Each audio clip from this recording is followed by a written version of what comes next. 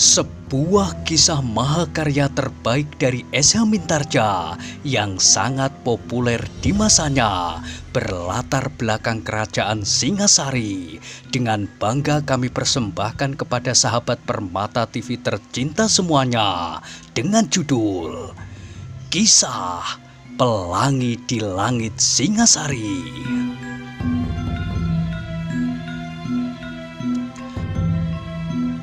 Pada kesempatan yang sangat baik ini, kita masuk pada episode yang ke-169.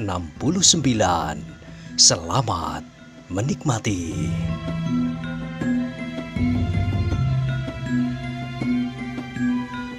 Pada episode sebelumnya telah diceritakan, ketika wajah Ki Buyut yang berkeriput itu merasa tersentuh oleh hangatnya matahari pagi, maka orang tua itu pun menarik nafas dalam-dalam, dipalingkan wajahnya dan dilihatnya orang-orang Panawijen, dan para prajurit Tumapel telah sibuk mempersiapkan diri untuk mulai bekerja. Kita hampir mulai, gumam Ki Buyut itu kemudian. Ken Arok pun kemudian berpaling pula, terdengar ia berdesis. Mereka sudah siap, Ki Buyut. Marilah, aku akan minum wedang jahiku dahulu, sahut Ki Buyut.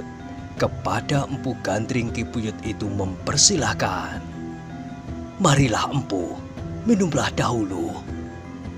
Empu Gandring mengangguk-anggukkan kepalanya perlahan, namun kemudian ia pun berkata, Ki Buyut, terima kasih, tetapi hari ini aku terpaksa mohon diri. Ki Buyut terkejut dan bahkan Ken Arok pun terkejut pula. Begitu tergesa-gesa, hampir bersamaan mereka berdua bertanya. Iya, aku kira lebih baik bagiku. Aku akan segera tenggelam dalam kerja yang sudah lama aku tinggalkan. Aku sudah terlampau rindu kepada padepokanku. Ki Buyut dan Ken Arok saling berpandangan sejenak. Kemudian berkatalah Ki Buyut Panawijen. Apakah Empu tidak ingin melihat air sungai itu naik ke parit-parit yang sudah disiapkan menerima limpahannya itu? Memang, melihat air itu turun ke parit-parit untuk pertama kalinya adalah suatu kebanggaan yang mengharukan. Tetapi aku terlampau rindu kepada kampung halaman. Biarlah aku akan kemari lagi beberapa minggu yang akan datang. Mudah-mudahan aku dapat turut melihat bendungan itu mengangkat air. Kami di sini menunggu Empu, berkata Ken Arok. Kami merasa Empu ikut serta menyiapkan bendungan ini sejak Mahesa Agni sedang mencari tempat ini. Bukankah Empu telah membantunya seperti yang sering disebut-sebut Mahesa Agni? Adalah kebetulan bahwa Agni itu kemenakanku. Tetapi baiklah, aku akan mencoba melihat air dari sungai itu melimpah ke parit-parit untuk yang pertama kalinya. Kemudian Empu akan melihat aku membangun sebuah taman yang indah sekali, berkata Ken Arok. Indah sekali menurut keinginan tuanku Aku Tunggul Ametung. Tetapi aku tidak tahu apakah selera keindahanku akan serupa dengan keinginan aku? Iya, aku akan melihat taman itu kelak. Mudah-mudahan aku berkesempatan. Tentu, Empu tentu berkesempatan. Begitulah yang aku inginkan. Tetapi kadang-kadang yang terjadi bukanlah keinginan kita masing-masing. Ken Arok mengerutkan keningnya. Ia tahu benar arti kata-kata itu, tetapi ia tidak mengerti kenapa Empu Gandring mengucapkannya.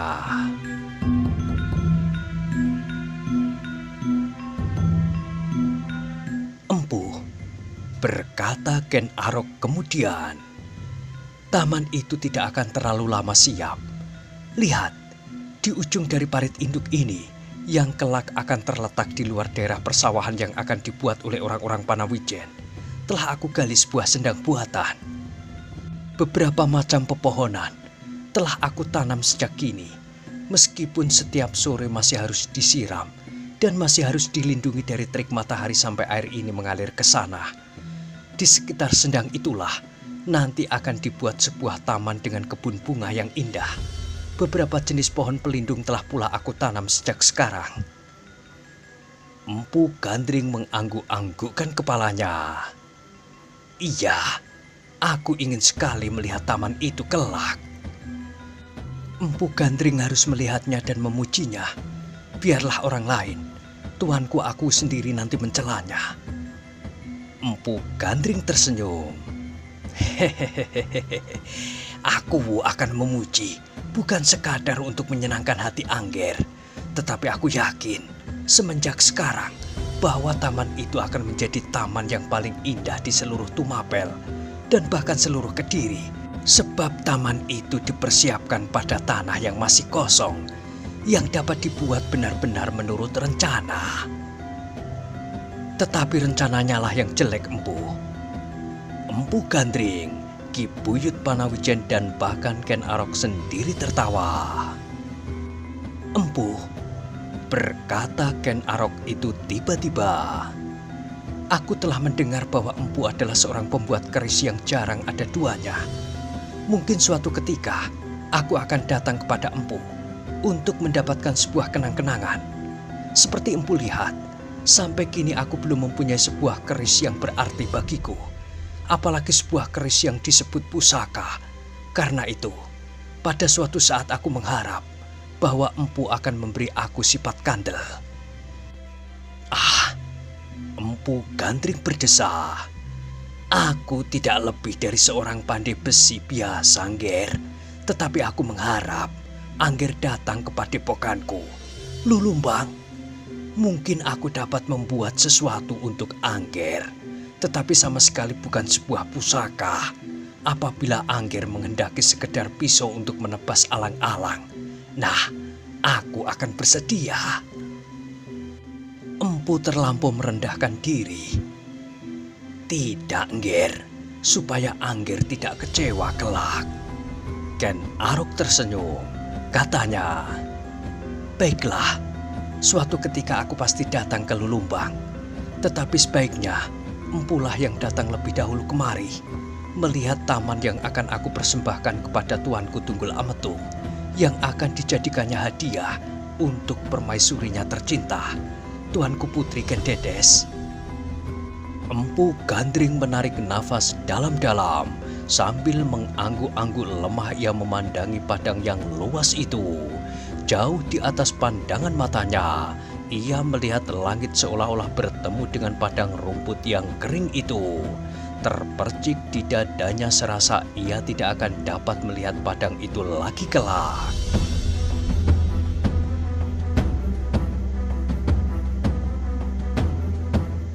Empu Gandring terkejut ketika ia kemudian mendengar Ken Arok berkata kepadanya, kalau Empu tidak lagi dapat kami tahan, baiklah, aku mengucapkan selamat jalan. Tetapi sebaiknya Empu menyiapkan dahulu bekal di perjalanan. Barangkali Ki Buyut dapat membantunya. Sekarang, maaf Empu, aku harus mulai bekerja bersama para prajurit Tumapel yang sudah memencar diri. Oh, silahkan, Ger. Mudah-mudahan kita dapat bertemu lagi di kesempatan lain. Kami di sini selalu menunggu kedatangan Empu. Kalau Empu tidak juga datang, maka aku akan datang ke Lulumbang. Empu Gandring tersenyum. Aku pun selalu menunggu kedatanganmu, Ger. Dan aku juga selalu menunggu setiap berita tentang Mahesa Agni. Baik, Empu. Aku akan selalu mengirimkan orangku ke Lulumbang apabila terjadi perkembangan keadaan. Nah, sekarang, maaf, aku harus mulai. Silahkan, Ger, sahut Empu Gandring. Ken Arok itu pun kemudian meninggalkan Empu Gandring dan Ki Buyut Panawijen. Sejak Sejenak ia mengawasi para prajurit Tumapel yang berpencaran. Sebagian dari mereka telah membawa pedati ke ujung induk susukan untuk menyiapkan sebuah sendang buatan. Sebagian lagi menaikkan batu-batu bersama orang-orang Panawijen yang tidak berani melintasinya karena cerita tentang hantu karautan yang menakutkan. Tetapi kini di sisi padang ini berkeliaran orang-orang Panawijen, prajurit-prajurit, dan pelayan dalam dari Tumapel yang sedang sibuk bekerja menyelesaikan bendungan dan sebuah taman buatan. Tetapi sebentar kemudian, Ken Arok itu pun berjalan cepat-cepat ke bendungan yang sudah mulai dikerjakan. Ternyata ia tahu benar maksud Mahesa Agni. Seolah-olah Ken Arok itu turut serta merencanakan pembuatannya. Sehingga meskipun Mahesa Agni tidak ada, namun pembuatan bendungan itu sama sekali tidak terganggu dan berjalan seperti yang dikehendakinya. Dalam pada itu, Ki Buyut masih belum meninggalkan Empu Gandring yang segera akan meninggalkan padang karautan. Dipersilahkannya Empu Gandring untuk menyiapkan beberapa macam bekal makanan dan bumbung-bumbung air. Aku akan menyusur sungai ini, Ki Buyut, sehingga aku tidak perlu membawa terlampau banyak persediaan air.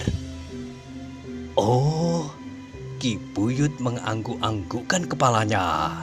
Ketika matahari merambat semakin tinggi, maka Empu Gandring pun telah siap di atas punggung kudanya. Sekali lagi, ia minta diri kepada Ki Buyut Panawijen yang menungguinya. Salamku buat orang-orang Panawijen dan para prajurit, katanya. Terima kasih dan selamat jalan, Empu, desis Ki Buyut Panawijen. Terima kasih, jawab Empu Gandring. Semoga kita masing-masing mendapat perlindungan dari Yang Maha Agung. Sesaat kemudian, maka kuda Empu Gandring pun mulai bergerak. Ditinggalkannya perkemahan yang sudah sibuk dengan kerja. Beberapa pasang mata masih sempat melihat kuda itu menaburkan debu yang tipis. Semakin lama semakin jauh.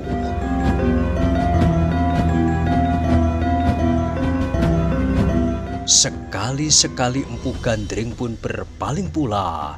Dilihatnya betapa kerja yang dimulai oleh Mahesa Agni itu menjadi semakin sibuk. Orang-orang Panawijen dan para prajurit berpencaran dalam kerja masing-masing. Bendungan, parit-parit, dan sebuah taman seperti yang dikehendaki oleh tuanku Tunggul Ametung agak jauh ke tengah padang. Beberapa tahun lagi, maka daerah ini akan menjadi sebuah padukuhan yang ramai. Panawijen sendiri akan segera dilupakan orang. Mereka akan meninggalkan padesan yang semakin lama menjadi kering. Sedangkan daerah di sepanjang sungai ini adalah daerah yang masih sedang berkembang. Gumam Empu Gandring kepada diri sendiri. Terbayang di matanya induk susukan yang membelah daerah persawahan yang subur itu. Kemudian sebuah pategalan dan yang kelak akan menjadi padesan. Di sebelah padukuhan itu dibangun sebuah taman yang indah. Bukan saja untuk kepentingan padukuhan atau padepokan yang akan lahir nanti. Tetapi taman itu adalah Taman Aku Tumapel. Bukankah dengan demikian, jalan antara Karautan dan Tumapel akan menjadi ramai pula. Jalan yang menghubungkan istana dan sebuah kenangan tentang tempat asal Ken Dedes itu. Meskipun bukan yang sebenarnya, karena tempat yang sebenarnya sudah menjadi kering. Empu Gandring menarik nafas dalam-dalam. Tetapi, apakah orang yang telah meletakkan hasrat yang pertama kali membuat bendungan di padang Karautan itu kelak akan dapat melihatnya pula? Sebuah desir yang lembut telah menggores jantung Empu Gandring. Namun kemudian sekali lagi ia mencoba menguasai perasaannya. Semuanya berada di tangan Yang Maha Agung. Apalagi nasib Mahesa Agni. Sedangkan nasibku sendiri pun tidak aku ketahui. Apakah aku masih juga diberi kesempatan untuk bertemu dengan kemenakanku itu atau tidak? Aku tidak tahu. Ketika Empu Gandring sekali lagi berpaling, maka perkemahan di tepi sungai itu seolah-olah telah menjadi bintik-bintik yang sangat kecil. Ia sudah tidak lagi dapat melihat orang-orang yang sedang berpencaran bekerja di bawah sinar matahari yang sudah mulai menggatalkan kulit. Mudah-mudahan semuanya terjadi seperti yang dikehendaki, desisnya. Semoga Yang Maha Agung memperkenankan. Sekali Empu Gandring menarik nafas dalam-dalam, kemudian disentuhnya perut kudanya dengan sebuah ranting kecil yang dipakainya sebagai cemeti. Kuda itu pun kemudian berlari semakin kencang membelah padang karautan yang sepi.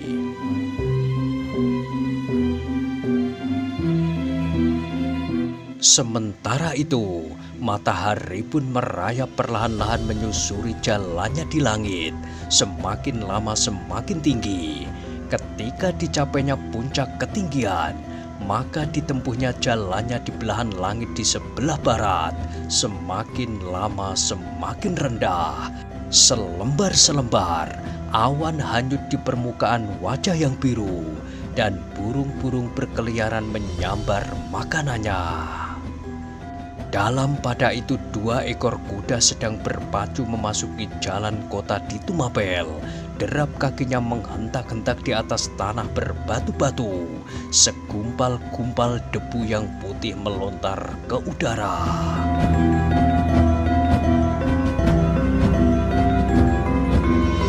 Dua orang penunggang kuda yang tubuhnya basah oleh keringat telah memasuki gerbang kota.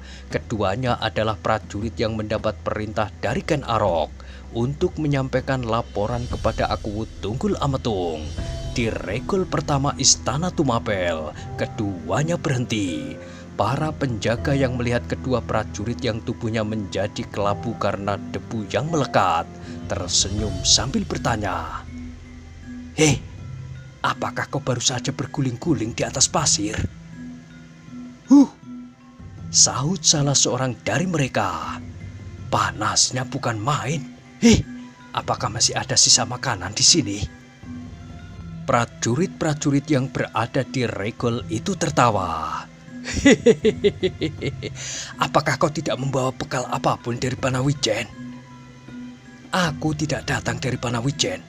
Aku datang dari padang karautan." "Iya, begitulah maksudku. Yang ada di padang itu hanyalah rumput-rumput kering dan batu-batu padas bergumpal-gumpal." "Bohong!" sahut salah seorang prajurit yang bertugas di regol halaman luar.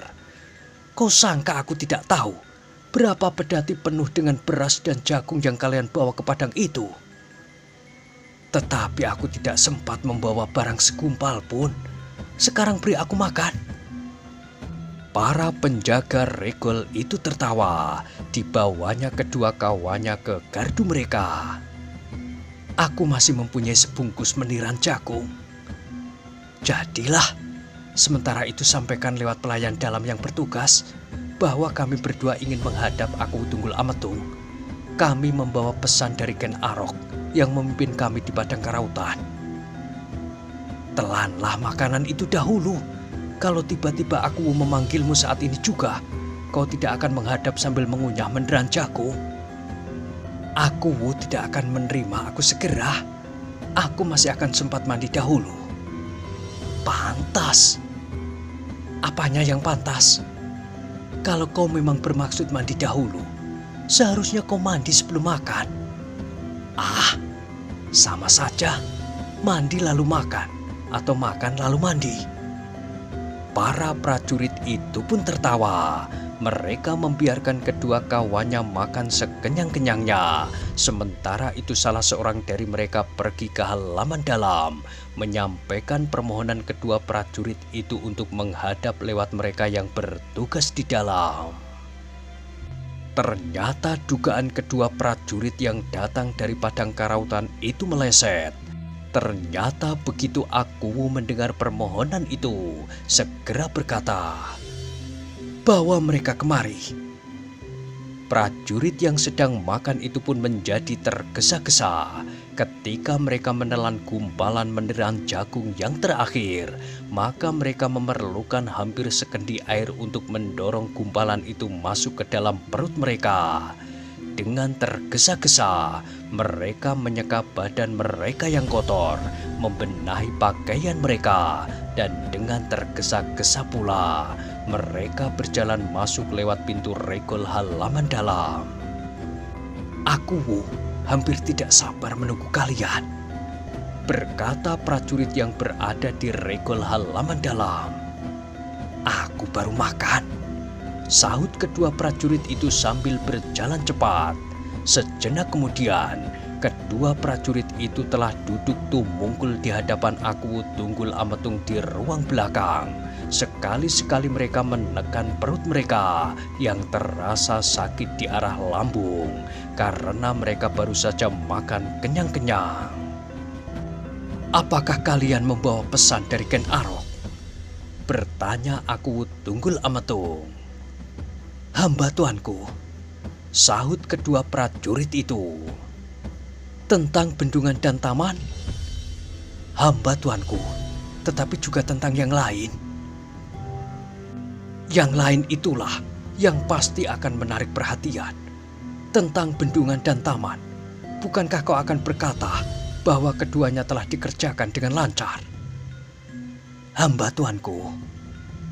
"Nah, kalau begitu, tentang yang lain itulah yang aku ingin dengar. Coba katakan, tentang apa? Kekurangan makan? Penyakit?" "Tidak tuanku." "Kalau begitu tentang apa?" "Tentang Kakanda Tuan Putri Ken Dedes." "Mahesa Agni?" "Iya." "Kenapa Mahesa Agni? Apakah Ken Dedes perlu mendengarnya juga?" "Hamba tuanku, tetapi hamba tidak tahu apakah Tuan Putri Ken Dedes dapat langsung mendengarnya dari mulutku."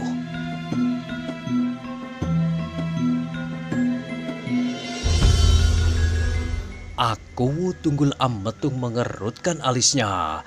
Terasa sesuatu yang tidak wajar telah terjadi. Dan tiba-tiba ia teringat kepada permintaan Ken Dedes beberapa saat yang lalu. Gadis itu mengatakan bahwa kakaknya sedang terancam oleh kedua orang yang mengerikan, Kebu Sindet dan Wong Sarimpat. Gadis itu pernah berkata kepadanya dan minta perlindungan bagi kakaknya dari kedua iblis dari kemundungan itu. Dengan demikian, maka Akuwu Tunggul Ametung itu menjadi berdebar-debar. Wajahnya yang keras tampak menjadi tegang, sedangkan kedua prajurit yang menghadapnya duduk tumungkul dalam-dalam. Tetapi kedua prajurit itu terkejut dan hampir saja mereka terlonjak ketika tiba-tiba Akuwu Tunggul Ametung membentaknya. "Kenapa kalian diam saja, Soal yang lain itu soal apa?" "Oh," sahut salah seorang dari kedua prajurit itu. "Ampun tuanku, maksud hamba, apakah hamba harus menyampaikan sekarang? Atau hamba masih harus menunggu Tuan Putri Ken Dedes?" Tunggul Ametung mengangguk-anggukkan kepalanya. Sejenak ia berpikir, lalu katanya, Katakan sekarang." Sejenak kedua prajurit itu saling berpandangan. Namun sekali lagi mereka terkejut ketika Akuwu itu berteriak, "Sekarang, kau dengar?" Ya tuanku," berkata prajurit itu. Meskipun ia sudah biasa melihat sikap Tunggul Ametung, namun terasa tangannya masih juga gemetar. "Hamba mendapat pesan dari Kakang Ken Arok untuk hamba persembahkan kepada tuanku Akuwu Tunggul Ametung berita tentang Kakanda Tuan Putri Ken Dedes." "Sudah kau katakan. Sudah kau katakan," potong Tunggul Ametung. "Tentang Mahesa Agni. Kenapa Mahesa Agni itu?" Prajurit itu menggigit bibirnya, namun kawannya cepat-cepat menyambung. Hamba tuanku, sebenarnya lah memang soal Kakanda Tuan Putri yang sedang berada dalam bahaya. Aku sudah mengerti. Kalau tidak demikian, kalian tidak akan datang kemari. Tetapi bahaya itu bahaya apa? Tuanku, sahut prajurit yang seorang. Telah lama, Kakanda Tuan Putri Ken Dedes dibayangi oleh dua orang yang berbahaya baginya, yang selama ini berusaha untuk menangkap Maisa Agni. Maksudmu Kepu Sindet dan Wong Sarimpat? Kedua prajurit itu saling berpandangan sejenak. Ternyata Aku Tunggul Ametung telah mendengar nama itu. Benar. Hamba tuanku. Hampir bersamaan kedua prajurit itu menyahut. Kepu Sindet dan Wong Sarimpat. Dan kini Maisa Agni berhasil ditangkapnya. Hamba tuanku. Setan alas. Aku Tunggul Ametung itu mengumpat keras-keras sambil meloncat berdiri. Tangannya mengepal dan giginya gemertak. Sambil mengayun-ayunkan tangannya dekat sekali di atas kepala kedua prajurit yang tunduk itu, Aku Tunggul Ametung berteriak. Bukankah di padang Karautan ada sepasukan prajurit Tumapel di bawah pimpinan Ken Arok? Prajurit macam apa kalian ini? Lalu apakah gunanya kalian berada di padang itu, he? Apakah kalian tidur saja atau kalian berlari ketakutan hanya karena mendengar nama Kepu Sindet dan Wong Sarimpat? Oh, alangkah malunya aku mempunyai prajurit seperti kalian. Kalian yang hanya dapat makan dan tidur, tetapi tidak berani menengadahkan dada di hadapan Kepu Sindet dan Wong Sarimpat. Kedua prajurit itu tidak segera menjawab. Mereka telah mengerti benar-benar sifat Aku Wunya. Apabila mereka berani memotong kata-kata itu, maka kepala mereka pasti akan disentuh oleh tinju yang sedang terayun-ayun. Karena itu, maka mereka membiarkan saja Aku Tunggul Ametung itu berbicara terus. Akhirnya Aku Tunggul Ametung itu terdiam juga.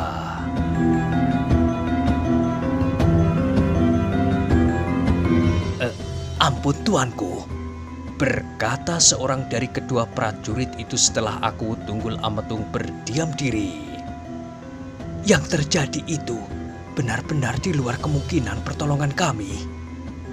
Aku Tunggul Ametung mengerutkan keningnya. Kenapa? Desisnya. Kepu Sindet berhasil menangkap Maisa Agni tidak di padang Karautan, tetapi di Padepokan Panawijen. Apakah Maisa Agni berada di Padepokan Panawijen? Hamba tuanku, jawab prajurit itu. Bagaimana hal itu bisa terjadi?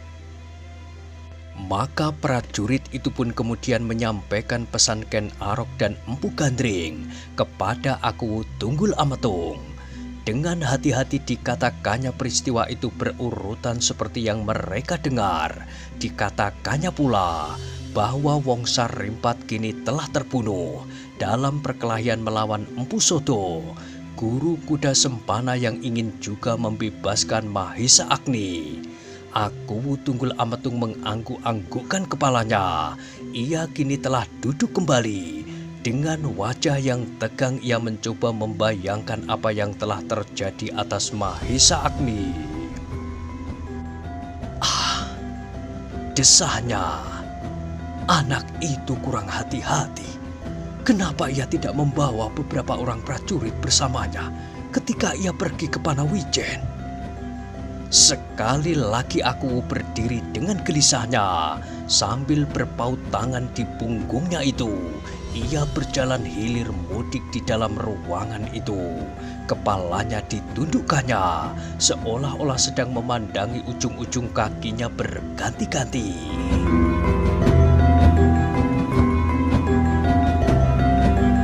Tiba-tiba Aku itu berhenti, berputar menghadap ke arah kedua prajurit itu. Sst, desisnya.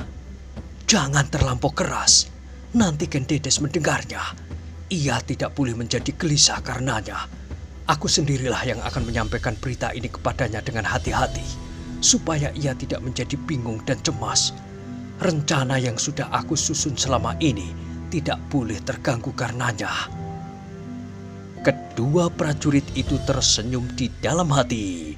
Bukankah aku Tunggul Ametung sendiri yang berteriak-teriak demikian kerasnya? Tetapi kedua prajurit itu menjawab hampir bersamaan. Hamba tuanku. Bagus. Para tetua Tumapel sudah sibuk menentukan hari perkawinanku dengan gadis itu. Hilangnya Maesa Agni jangan menjadi sebab tertundanya perkawinan itu. Aku itu terdiam sejenak, alisnya menjadi berkerut-merut, dan tiba-tiba ia berteriak. Hei, aku akan menyiapkan pasukan segelar sepapan. Maesa Agni harus diketemukan segera. Witantra sendiri harus memimpin pasukan itu. Kedua prajurit itu sama sekali tidak terkejut. Mereka sudah menyangka bahwa aku akan mengambil sikap itu dengan serta-merta.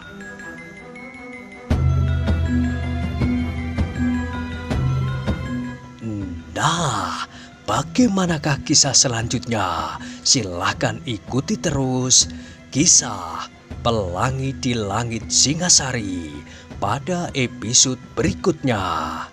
Sampai jumpa.